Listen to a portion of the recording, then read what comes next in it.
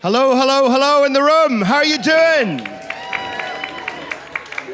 We're going to talk about food and food systems in Scotland. And the three of us, myself, Angus, Ruben and Polly, are just going to share some ideas. You can shout questions to us. We're only here for 15, 20 minutes. But all of us, in our own ways, what we take from today is the passion in any way we can to do something about climate change in our lives. It seemed to me for a few years in thinking about it, it's a lot about our generation, how we fucked it up for the next generation. So what can we do? Well, maybe we'll just have to be legislated against. It's the brutal truth. It's like smoking in pubs. If you're not grown up enough not to blow smoke in people's faces, sometimes they just have to stop you doing it so you're not harming other people. And a lot of climate stuff is going to be legislation against what we've done. But one of the reasons why I'm passionate about food growing is because it seems to be one of the few things that we can do that is really positive, about taking a little bit of control back into our lives. And so next year, I'm working with a consortium called Dandelion Collective, and we are going to be creating 14 new gardens across Scotland called Unexpected Gardens, just enabling communities where they are to grow food in unusual ways, in unusual locations. So in Glasgow, we're going to be down in the Govan Graving Docks, and there we're going to repurpose military of defense scrap from bombs, tanks, helicopters, and grow food in that on these old docks that have been actually abandoned for 20, 30 years. It's a small act, but it's a symbolic act because it says you can take a piece of land back. And for those of you who know Glasgow, there's very, very little access to the Clyde. It should be a really bustling river. It's not. It was asset stripped by Clyde Port Authority 20 years ago. And as a result, it's a place that it doesn't feel like it's yours. And in taking the graving docks, we're really saying to the south side of the city, this is yours, this is your playground, and it's a place where we can come and grow food. The other thing we're exploring and we're talking about tonight is the use of technology in relation to growing. You can do dirty growing, you can do conventional growing. So next year with Dandelion, we're going to give 300,000 potatoes to 500 schools so kids can grow their own tatties. And we're also making a sustainably produced growing medium, 2,000 tons of it, because the compost that you get from supermarkets is crap. And a lot of the reasons why people's first food growing fails is because they get some supermarket compost, it's shit, and what they grow doesn't work. So we're making a compost to give to the schools, to share with the kids, to grow their own tatties, and then we're going to do 500 harvest festivals across Scotland to reinvest harvest so that we can communally celebrate a season of growing and bring harvest back to be, think about fireworks night. You just shoot fireworks up in the sky and it blitzes a lot of money and it does nothing. What if we put that same energy into celebrating food production? So we're going to reinvest harvest and say that harvest every September should be a major moment of celebration in this country. So that's enough about me. That's dandelion.scot. Go out and look about it. Wherever you are in your communities, we're also going to celebrate growers and growing everywhere. So we really hope to make this a major movement in Scotland. But here with me are some people who've done really good things in the area of food growing. And we're going to start by introducing you to Ruben, who's doing Locavore. And what's exciting about Locavore is that it is ambitious. It's taking on some of the supermarkets. And I'm not going to speak on Ruben's behalf. I'm going to ask you, Ruben, just to talk a bit about what you're doing and how you're approaching food growing, the food systems and food supplies in Scotland. I think my mic's dead. Is my mic dead? Oh, yeah. Ruben's mic's dead, so I'm going to pass my mic to Ruben. There we go. Great. Yeah, I think Angus said something there that this compost you get from supermarkets is crap. And I'd add to that everything that you get from supermarkets is crap, and the work they do is crap. And that's the basis upon which Locavore is formed. We set up as a community interest company, a social enterprise, which is a not-for-profit that trades. 10 years ago with, I guess, the ambition of building an alternative food system that isn't crap. It's better for people, it's better for planet, it's better for local communities, it's better for local economy. And I think very much like in the 60s and 70s we had alternative energy, I see what we're doing is building an alternative food system that will hopefully become the mainstream. So what do we actually do? I suppose within that, it's about building the bits you need for a food system. So we started with a very small shop. We've scaled up over the years, and we've now got a network of 4 shops, another one opening later this year, that focus on the local produce. So bringing things from the local area, the region, with less food miles.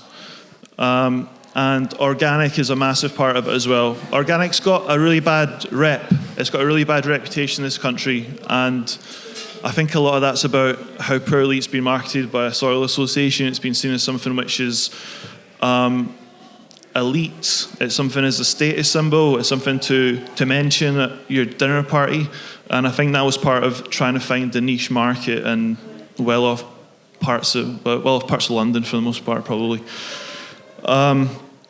But organic does great things. It means there's more carbon in the soil. It means there's more biodiversity. It's more sustainable. It's a system which works with the resources we have to produce good food. Yeah, so we've got a couple of market gardens ourselves in and around Glasgow, and we work with our growers as well. We've got a veg box scheme that delivers organic local produce to people through central Scotland. We're currently delivering about 1,800 a week, and that's letting us do things like go to farmers who have been doing conventional agriculture and say, do you know what, we've got a market here, we can give you a better price. Do you fancy stopping spraying those pesticides and kind of building the soils and putting some carbon back into them? So we do that. Yeah, and cutting down on waste. We have things like milk machines that dispense milk, so you don't need to do plastic bottles. But fundamentally, it's about trying to borrow the term from Brexit, take back control of our food system and have that decentralised model which is better for people. How do you take on the scale of a supermarket when the supermarkets have so much control? They do. I mean, 5 or 6 companies in this country, they own the food system. They own about 96 or 90%, 97% of the market, and they do nothing useful with that market. You know, Sainsbury's is sort of calling itself the official partner of COP26, but you know, what's it doing? Telling people to put beans in with their beef? Like, what is their actual fundamental action? You know, have they got more organic produce on their shelves? Have they got more local produce on their shelves? No. And part of that is because they are so large and they can't operate at that scale. So with Locavore, we're quite small, we're quite nimble, we can be very locally focused, and we can create a lot of local economic value as well. We did a study last year where we found that when £1 was spent in our Govan Hill shop, it was worth, I think, $1.94 to Glasgow, and something like, I think, $2.85 to Scotland and sustainable progressive producers. For comparison, when you spend £1 in your local Tesco or Sainsbury's, it's worth £1.10 to the local community, and that's because most of that money leaves. It goes to headquarters, it goes to shareholders abroad, it goes into the whole supply chain that they build, which is, you know, this massive variety of brands for sale. But they are just brands, and there's actually only about 3 or 4 companies behind them. You've got Unilever, you've got Nestle. Nestle, ethical consumer rated 0 out of 20, but have the cheek to be here in Glasgow on Monday with Glasgow Chamber of Commerce doing a talk on how they're going to build the sustainable food future and beat climate change. It is fucking ridiculous. I had a very angry Twitter exchange with them last night after a glass of wine. I felt a lot better. I don't know if I actually achieved anything, but yeah. So that's Locavore summed up as we want a sustainable future. We want to tackle climate change through food. We want to bring back a more democratic process there, where more people are involved in the food system, and it benefits them.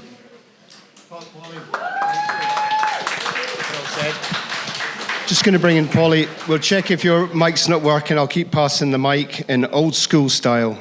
And Polly, just going to pick up with you just on the power and the resilience comes from these shorter supply chains, but also just some more basic stuff for all of us who've worked with food. Anyone who came out of the pandemic, food growing became part of your mental health. So I'm doing this big national project last year, but it started with me growing tatties in my street. 95% of the street grew potatoes. And young people were supporting people in their 90s who did not come out of their houses for 8 months. And being part of that gave people a little bit of joy, and just having a wee group in the street gave people the support that they needed not to feel isolated. So food growing can be about so much more than just putting good things on your plate. Thank you very much indeed. So yeah, I think this whole bit about how do we grow more of our food locally in close to where we're consuming it is hugely important. Such a huge amount of food across the world is, first of all, transported enormous distances, which is hugely unsustainable, and secondly, wasted. And so growing food closer to home is definitely part of the solution, and the work that Ruben is doing to try and make people go back to more organic methods of growing food and shortening those supply chains is hugely important. But if we're going to feed everybody, I think we have to find a variety of solutions. And one of those is the solutions that technology is increasingly bringing to the agricultural world, where we can start to be much smarter about how we use and how we grow our food. And one of those is in the area of vertical farming, and that's where I have some experience. And here in Scotland, we actually have one of the world's greatest vertical farm manufacturers, just a small company up in the Dundee area called IGS, and they have been at the forefront of developing vertical farms which use aquaponics, so they use no fertilizer, they're using no pesticides, and that means we're cutting an awful lot of the poor ingredients that go into our food supply. We're cutting them out of the food supply, but you can also use those vertical farms to therefore grow your food very close to communities, and you can get communities engaged in working in those vertical farms, growing the vegetables that they are then going to consume. So I think using technology as part of our solution set for getting to a much more healthy and much more locally produced food supply is something we need to do right around the world, and we need to stop doing some of the things we currently do, and we're all, I think, a little guilty of, which is importing particularly exotic fruits such as avocados, products such as quinoa, where we're actually destroying the economies and the basic foodstuffs of other parts of the globe. And instead of growing those things and bringing them right across the world, let's see how we can grow better food here and go back to some of the foodstuffs that we're better at growing, but also use modern technology to help support that and to expand the diet. Because if you just lived on what we can produce locally in Scotland, we would get a very boring diet. So being able to mix up that local production with using technology to let you grow other crops, everything from tomatoes right through to herbs and salads and a variety of different crops, that to me is part of the mix. And finding a mix that will work for everybody, where we're using the agricultural expertise, farming expertise, and crop science expertise we've developed over the years with better and more sustainable ways of growing food, and making sure that what you buy tonight to have for supper has not travelled halfway across the world. That, I think, is part of the answer. Just to ask, how many of you here grow your own food? Grow some of your own food? Hey, So- two over there. So not actually, that's probably less than a third. And I think this is something that, because, there was a bit of a thing where, like, food growing, because it's just what old people did, and, like, people in the allotments. And that old people thing, of course, is people who came out of this, in Britain, out of the Second World War, where just as this case of necessity, Dig for Victory was about food growing, and because there was literally scarcity. But the inspiration for many people of my generation was Havana, where when they got cut off at the end of the Soviet Union period and they didn't get any of the subsidies anymore, people were just going to starve. And within 2 years, Havana got itself 100% self-sufficient with food growing. It was really remarkable. But they did it because they were going to starve. Now we, of course, Scotland, and I don't know I can't tell where everyone comes from here, but it's a step you can take, that anyone can take, even in a small way. If it's in your back court, on a front doorstep, on a balcony, or even in your kitchen, if you're living in a flat, just to grow anything small to make it part of your diet, it's just taking a little bit of control back into your life. And part of the thing that is happening in Scotland is that the Scottish Government next year or this year will deliver the Good Food Nation Bill. And the Scottish Government, because we're in comparison to the criminals that are currently residing in Westminster, talk a very good game. And Scotland likes to present itself as a very progressive country. And it's very, very easy to talk. And we've had that blah, blah, blah conversation within COP26. And Scotland does produce some really good policies. But the real question is, how does it manifest on the ground? And it only manifests on the ground by people taking control themselves and doing it, so that every act of growing is not just celebrated for yourself, but shared with people in the street, shared into communities.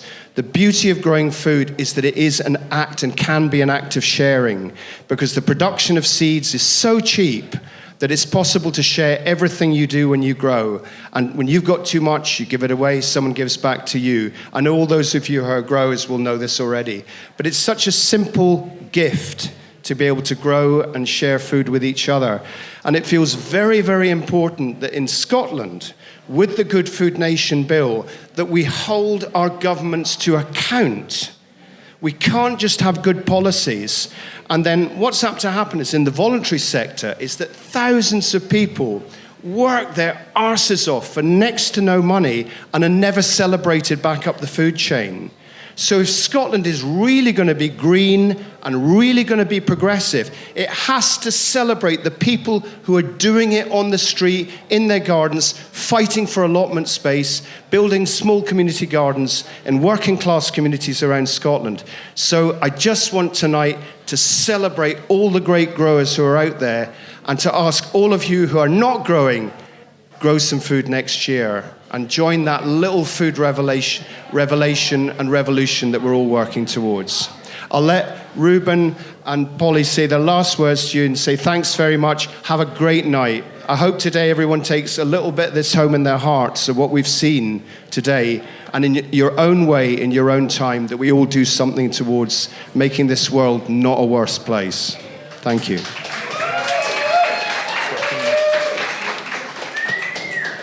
Thank you. The only thing I would add is that one of the great benefits of people producing their own food and working together to produce food is it's been proven to be a real improvement to people's mental health.